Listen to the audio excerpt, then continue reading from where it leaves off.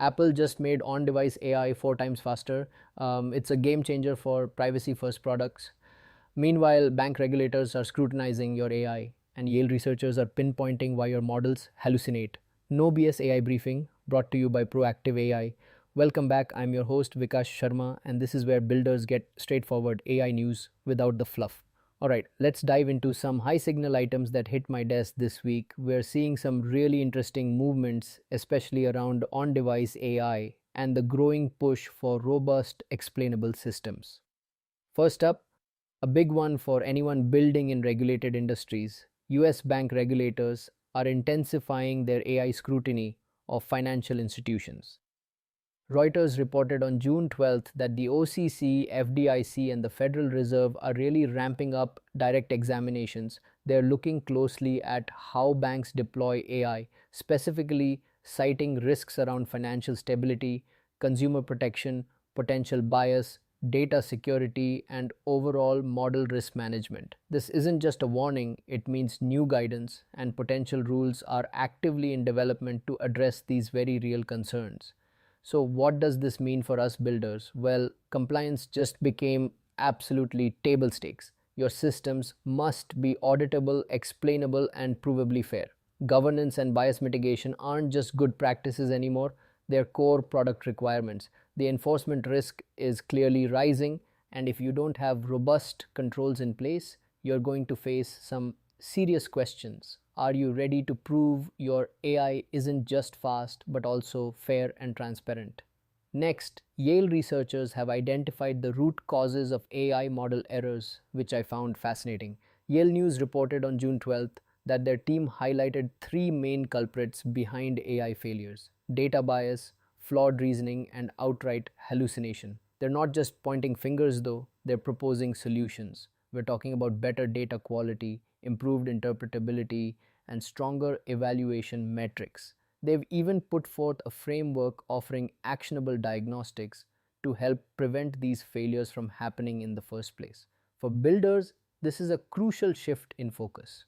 We can't just rely on clever prompting anymore. The spotlight is moving to fundamentals.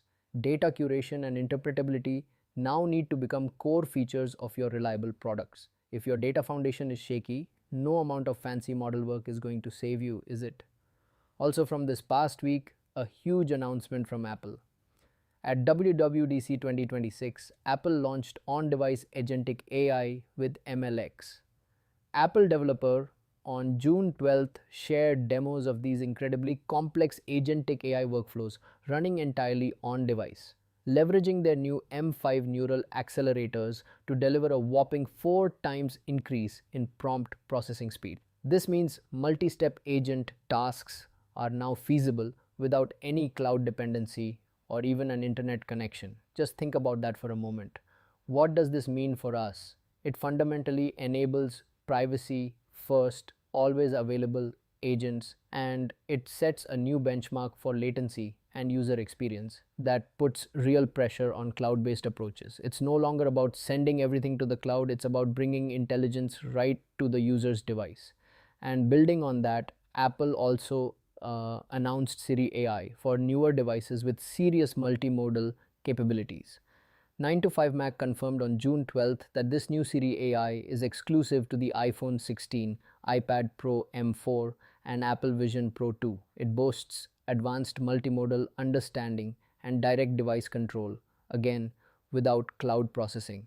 We're talking about an agent that can understand what it sees and hears and then act directly on your device all locally. So, builders, you need to understand that hardware gated, multimodal, and privacy first agents are quickly becoming the norm. This means you need to start planning for device segmentation in your product strategy and seriously explore how on device workflows can redefine your user experience and value proposition. It's a brave new world for building applications, isn't it? Finally, something that might seem a little different, but it's incredibly relevant for building robust AI systems. PostgreSQL 19 introduced native temporal tables for data versioning. PGEdge reported on June 12th that Postgres 19 now natively supports temporal tables with new without overlaps and for portion of DML syntax. This allows you to track validity periods and manage data history directly within the database without needing complex triggers or external extensions. Why does this matter for AI builders? Well, robust data management is foundational for AI. These built in audit trails significantly reduce technical debt in your data infrastructure, and crucially, they inherently support the explainability and data lineage needs that are becoming so critical for AI applications, especially with increasing regulatory scrutiny. It's about building trust right from the data layer up. Now, out of all these stories, the one that I think truly stands out and demands a deeper dive is Apple's launch of on device agentic AI with MLX. This isn't just an incremental update, it feels like a genuine turning point for how we think about privacy, first products, and the entire AI landscape. What exactly happened? At WWDC 2026, Apple didn't just talk about AI, they showed complex, multi step agentic AI workflows running entirely on their devices. This is powered by their new M5 neural accelerators, which deliver a stunning fourfold increase in prompt processing speed. We're talking about agents that can perform sophisticated tasks, coordinating multiple actions all locally without needing to send a single byte of data to a cloud server. It means your phone or your iPad can become a truly intelligent autonomous assistant that works even when you're offline or in an area with no internet. Why does this matter right now? Because AI has until very recently been predominantly cloud dependent. Every complex query, every large model inference required a round trip to a data center. Apple's move fundamentally shifts this paradigm. It sets a new benchmark for latency. Tasks that might have taken seconds now complete almost instantly. It redefines user experience, moving from eventual consistency to always available, always private. And critically, it puts immense pressure on cloud providers and existing agent platforms to match this level of performance and privacy. It's a fundamental architectural shift that will reverberate across the industry. So, who really should care about this? There's tech founders and indie hackers. This unlocks entirely new product categories. Imagine AI tools for sensitive data, health, or finance that can promise true immutable privacy because nothing ever leaves the device. You can build agents that are always on, always ready without incurring cloud costs or relying on internet connectivity. Product managers. This changes how you design user experiences. You can now build features that are instantly responsive, work offline, and handle highly personal data with unprecedented security. Your competitive edge might shift from raw model performance to superior privacy centric user journeys. Something engineering leaders and infra engineers. Your focus needs to expand to edge inference and leveraging platforms like MLX, optimizing models for on device deployment, managing model sizes, and ensuring efficient local processing will become critical skills. It's about distributed intelligence, not just centralized compute.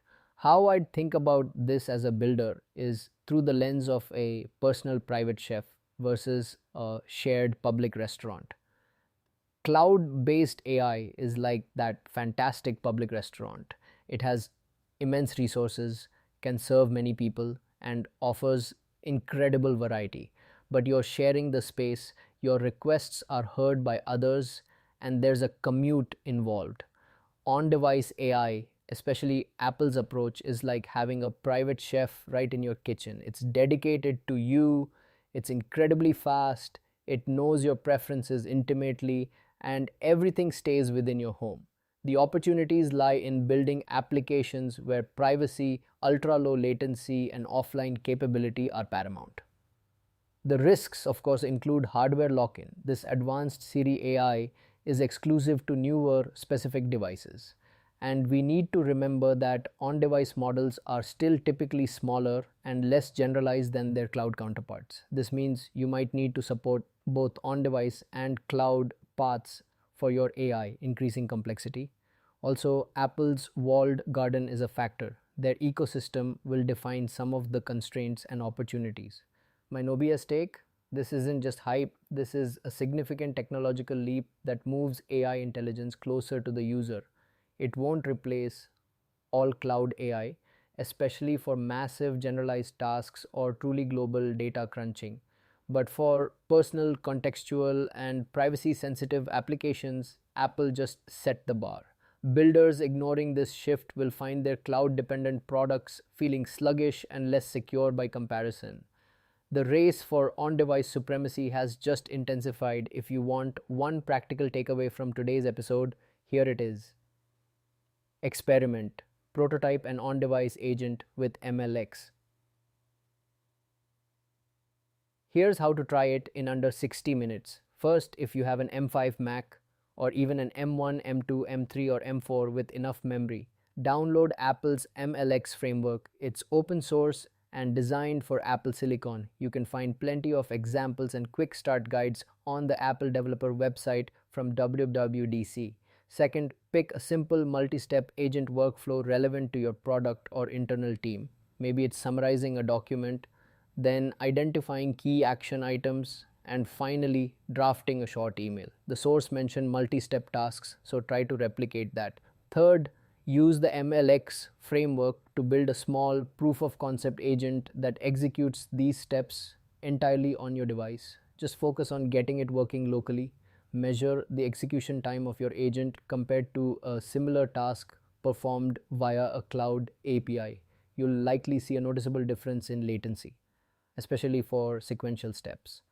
Why is this specific experiment worth your time right now? Because it's the fastest way to understand the tangible benefits of on device AI for your use cases. You'll immediately feel the latency difference, understand the privacy implications, and start imagining new product features that simply weren't feasible or cost effective with a cloud only approach. This isn't about just reading, it's about experiencing the future of low latency private AI firsthand. That's it for today's No BS AI briefing. If this helped, follow the show in your podcast app and share it with one builder you know. And if you've got questions or topics you want covered, connect with me on LinkedIn and send them over. See you in the next briefing.